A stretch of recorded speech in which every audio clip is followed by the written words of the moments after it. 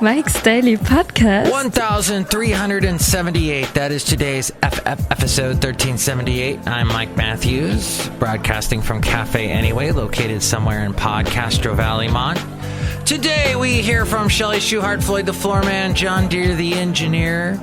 We also get to the segment emails from email and your common not so comments, and we will get to the segment that's called Mike's Daily Podcast. The bottom of the charts. We'll look at the bottom of the news charts today. There's some bottom feeder news to get to. Mike's Daily Podcast. And I would like to say I had another fun day walking with Katie. She is a wonderful lady. As we walked, our two dogs were sniffing everywhere on this trail that's someplace where you have lots of mountain bikers on their Mike's Daily Podcast. Bikes zooming down the trail, 10 Hills Trail in Podcastro Valley, and you gotta go, watch out, you gotta get your dog Mike's and push them to the side. Daily Even though there's a sign, podcast. There's a sign at the beginning of the trail that looks like a triangle. And at the top, there's a horse. And then to the sides, there's a bike and there's a human walking. And basically it's saying horses have the right of way. Bikes have to watch out for horses and humans. And humans have to watch out for horses, I think is what it says. Look who walked in. Hello, Mike Matthews. It's Chely Shoehart, gift shop supervisor. I like horses a lot. Yeah, horses are awesome. Although I was talking to someone yesterday about how two horses, he was a teenager and he got in between two horses and he got kicked really hard, and look who else walked in. Oh, a horse walked into a bar. Hey, horse, why the long face? That's an old... And so, yeah, horses, gotta be careful. They're powerful things. Powerful beings. Oh, but they're lovely. So that's a little bit of what... now, I need to get to the segment called... Oh, my God! Email for email. And your calm and not so calm mess. Now, Sylvia, who listens to just about every single show, I thank her so much. She enjoyed the story about me napping in my car. And here's today's podcast picture. Napping in my car. It's not a picture of me napping in my car. I'll tell you what it is in a second. And I also was very happy to read. She liked that story, and she gave me a bit of advice. She said, between the beer and the spinning rides, not to mention your age, you need to be careful. And it's true. My age, I shouldn't be on a spinning ride like that. But I think, as I discussed with someone else yesterday, the reason why rides like that are so hard on people like me in my late 40s is that we're not kids, right? But kids have a way of just being relaxed, of just being loose, and they know that a ride is fun. It's supposed to be fun. And they just... whereas a older human like myself, I get on a ride like that, and I've driven so much in my life. I've driven many, many more years that I've been on this earth. Just about all the years I've been on this earth so far, I've been driving, and you're very tense when you're driving. And so when you're on a ride, you tense up, and you're like, ooh, ah, and your body should just relax and go with the flow, and you're supposed to have fun, and you're supposed to scream out. A lot of people get sick on rides because they hold in air, and the air pocket is moving around in their body in these violent fashions, and you're supposed to scream. You're supposed to go, ah, which I am horrible at that. I sound ridiculous when I'm doing that, so I guess basically Sylvia's right. I shouldn't be going on rides. But if I was able to be more relaxed and roll with it and be more child-minded, mind like a child, the way a child approaches a ride where they're fun and carefree, That's how we should go into riding rides like that. And then you'll be almost young forever if you enjoy rides like that. There was a picture I posted on Facebook about 5 years ago. My mom and I were in Daytona Beach. I was visiting her, which I need to do very soon. And there's a roller coaster ride at the boardwalk in Daytona Beach, and she and I rode it. And I had them take a picture of us before we went on the ride. And I posted that on Facebook, and I got so many likes and comments and people saying things like, this is the best picture ever. This makes me so happy inside. And it's true, because my mom is so young at heart. And that's what it's all about. Youngness. That's a Kenny Chesney song, Young. And I brought up Kenny Chesney on the show for no particular reason other than he's a guy in country music who's been around a long time, and we're the same age. And I met him twice. Very nice guy. Was married to Renee Zellweger for like a minute. And you can tell I'm missing the country music stuff, and I'm not doing the country radio station. And Brian in Ontario, Canada, keeps emailing, even though I told him weeks ago that the internet radio station that I was on, Country Crossroads Radio, was going to be going away. In fact, it's now gone. But he keeps, every week he'd email me, Mike, why aren't you on? Because, Brian, they're going to be ending the station soon. Mike, the station's gone. What happened? Brian, do not read these emails. Anyway, Cafe Anyway. I think... Anyway. People get stuck on stupid. You know, I mean, people get stuck on stupid, you know what I mean? All right. Awesome. And, this isn't a good thing. Greta Hausman is wearing the exact same dress as the girl from Politico, or whoever that is on C-SPAN with her. But they both look so lovely. I have a big crush on Greta Hausman from C-SPAN. But that's neither here nor there, or over there, or up there, or in between those two things, or whatever. This is Mike's Daily Podcast, and I was talking to Carol, who lives down the street from me, and she said she was going to try and listen to a show. I told her about my Queasy show, which was the last show, and I talked about because I told her that whole story, and she's like, I'll have to listen. And I said to Carol, well, yes, please do. Because people need to listen to the show and download it so that it makes me feel better. No, they don't need to do that. I would like to say hi out to one other neighbor down my street in Podcaster Valley. Actually, two very similar. So, Carol's daughter lives with her. I know a lady down the street. Her daughter's visiting from...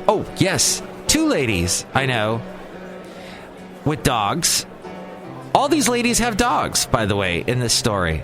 Interesting. If I can even begin this story. Did I say hi to the other people that walked in? Oh, Mike, this is Floyd the Floorman. And this is John Deere, the engineer. We've been doing stuff while you've been talking. Are you still putting pencils in your ear? Yeah, I stopped doing that. I fainted a couple of times. Lead poisoning. That's not good. Yeah, lead poisoning is not good. So, let me tell my story. You want to hear my story? Yeah, go ahead. All right, here's the story.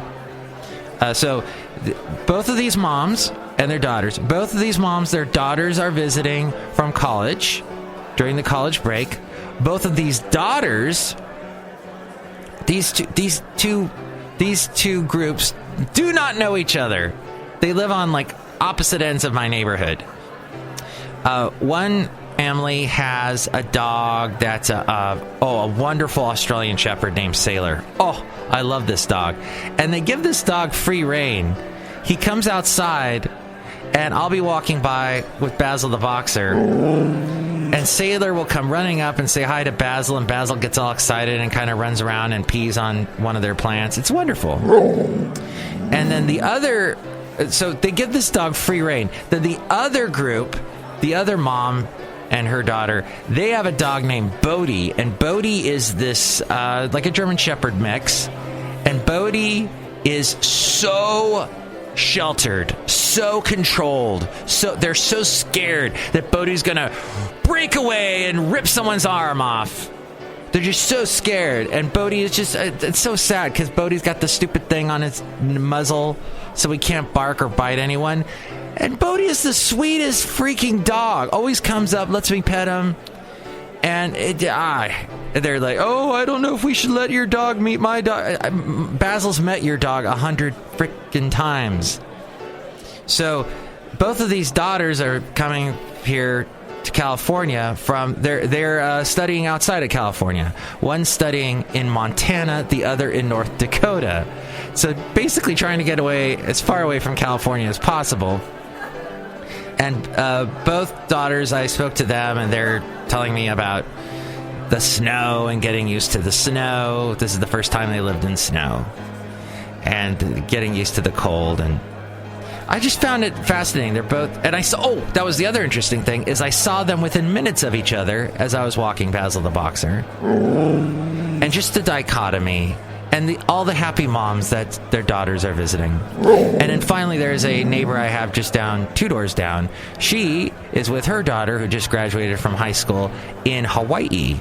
And they just posted a picture. And they did a cool thing where the sun is rising. I think that they're on Maui, maybe, where you go and you see the sunrise over the volcano, one of the volcanoes there. And the two of them are holding their hands together, one with the left and the other the right, making a heart with their two hands joined. And in the middle of the two hands joined is the sun rising. And it's so nice. And I just want to applaud the nice things in life that we sometimes forget. Even though I'm going to get to some crazy, stupid news, we got to remember those things. And we got a 4-day weekend for some people. Not for me. I got to work Monday. And then I actually am working Tuesday at my part-time job. But I will be probably bringing you a podcast every single day next week. Even for your 4th of July. Which I have no plans for, I have to tell you. I get off of work at 6, and then I'm just going to go home and listen to all the explosions. Wah, wah, wah. And that's... So I was talking to Katie and telling her about my ride experience, and she said, wait a minute, you rode the ride alone? And I said, yeah. And she goes, I don't know if that's more sad than you getting sick. And I said, I agree. I concur. I was alone. But you know what? How do I get you alone? Hey, that's Ann Wilson from Heart, who's going to also be at the fair. But that's neither here nor there, or over there, or at the fair. It's Mike Matthews. MIKEs-DAILY-PODCAST.com is the wonderful website where you can see all the past shows, past podcast pictures, help out the show through the Amazon link. Click on that, buy whatever it is you're going to buy, and that makes us very happy. There's also the PayPal. You can help us out that way and get a special greeting from all the Cafe Anyway characters, a personalized MP3 for thee. And you'll become an inglorious Mike's Daily Podcaster. And now the segment called... Oh my gosh! The bottom of the chart. And now we return you to our regularly scheduled program with Mike Matthews. Brewmaster. These are the bottom feeders of the news today. First, Greta Van Susteren, Paula Poundstone's blonde sister. No, that's not true. But to me, they sound alike when they're speaking. I am a huge Paula Poundstone fan, and she just came out with a book, and she's going to start a podcast. If she's going to... Now, everybody starts a podcast. Can they keep up and do it week after week after week? Or day after day after day? That's the question. Coming from the guy who's been doing it day after day for the past 6 years. No, that's not true. I've taken many days off. It hasn't been completely daily. That's a lie. It's close enough to daily, though. I think you will concur. And the German lawmakers voted on Friday. So this is actually not bottom of the news. This should be at the top of the news.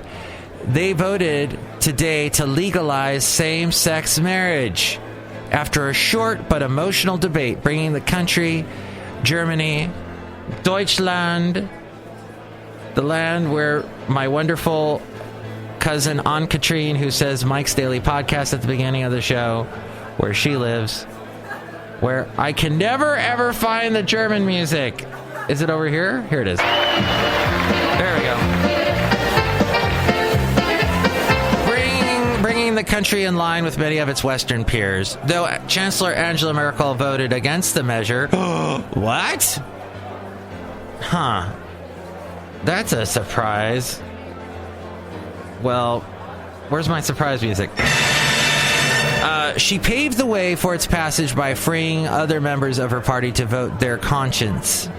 I don't know, that's some political... I don't understand. Lawmakers voted 393 for legalizing marriage for everybody and 226 against, with 4 abstentions.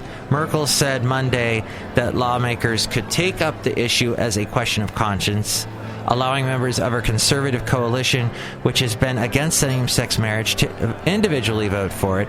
That prompted her center-left rivals to quickly call for a snap vote on the issue, adding it to the agenda Friday on Parliament's last regular session before September 24th elections. Loopholes, my friend. Loopholes. That's how anything gets done in this world, is loopholes. All right, now some bottom feeder news. Back to Greta Van Susteren. She's leaving MSNBC nearly 6 months after joining the network. She tweeted this yesterday. In a memo to employees, MSNBC President Phil Griffin called Van Susteren, quote, a well-regarded television veteran and one of only a few broadcasters who can say they've hosted shows at all 3 major cable networks. We are grateful to her and wish her all the best. Leaving after nearly only 6 months. Oh my gosh. And she's gone. Vanity Fair first reported that Van Susteren is leaving her daily 6 p.m. show, which I have never seen, as of Thursday, and she'll be permanently replaced by Ari Melber. He will take over the 6 p.m. slot next month. Her show struggled to gain traction in ratings, Vanity Fair reported, despite the recent success of other NBC shows, Rachel Maddow and Lawrence O'Donnell. And isn't it Morning Joe guy is getting all the press this morning? And he is also on MSNBC. So that network doing quite well. Meanwhile, over at Fox, not Fox News, but Fox Television, the home of the X-Files, and I remember watching the first episode of the X-Files when it first aired and going, what the hell? This show will never last. And then it lasted, what, over 10 years? Gillian Anderson, best known for playing Dana Scully on the X-Files, lamented over the lack of gender diversity among the show's writers and directors. She said this yesterday and said, quote, I too look forward to the day when the numbers are different. She was reacting to a report that the writer's room for the next season of The X-Files is once again completely male. News broke earlier this week that series creator Chris Carter had assembled a new writer's room for the next installment of the series, bringing back series veterans and adding new assistants, all male. Anderson noted that the series has hardly fared better for women on the director's front as well. Hey, whatever. Showbiz. And now the tech biz. Our last story today has to do with all the things since the iPhone celebrated 10 years. It's 10 years old as of yesterday. But what things has the iPhone gotten rid of? It's gotten rid of a couple of things, and CNBC talked about this on their website. They got rid of the MP3 player. Well, the iPhone replaced the iPod. For a small while, we had our iPod Nanos, or rip-offs of those, and iPod Touch devices, but largely most of us listen to music on our smartphones now. The other thing the iPhone replaced in your life would be the calculator. Yes, because it's one in your phone. A level and compass. Todd Haselton, who wrote this article, said, I know, I just used my iPhone to level out a railing I installed on my stairs recently. It works for most tasks, like hanging pictures. I haven't put that app on my phone yet. It has also completely replaced a compass for most tasks, though you should probably use one that doesn't need a battery for long hikes. Yeah, they're pretty easy to just need a magnet in there. It hasn't made credit cards obsolete yet. With Apple Pay, you don't need to carry around a full wallet of credit cards. Just tap your phone at a retailer's checkout machine and get on your way. Once upon a time, we needed to carry either a portable hotspot or modem that plugged into our laptops for internal access. Now our iPhones can provide that signal, acting as a Wi-Fi hotspot. Notepads. Todd Haselton wrote of CNBC, I take almost all my notes on my iPhone now instead of on a real piece of paper. I love that it syncs with my iPad and Mac too, so my notes are everywhere I go. That's true. I do it one different. I have the notepad on my Samsung, and then when I need the notepad on, if I need to like read it on a computer, I will upload the note to my drive, Google Drive. And it's not as instant, but as I've said many times, Apple is all about making you not work or think. And because I like to think and I like to work, I don't mind doing the uploading to Drive, and then I've got it. I can access it on any computer, not one that I have to quote-unquote sync through Apple, which can be a frickin' nightmare sometimes. It's all about the hoops and the loops. Do you concur? Computers. Smartphones have replaced computers. Well, not really. It's definitely treading on the computer turf.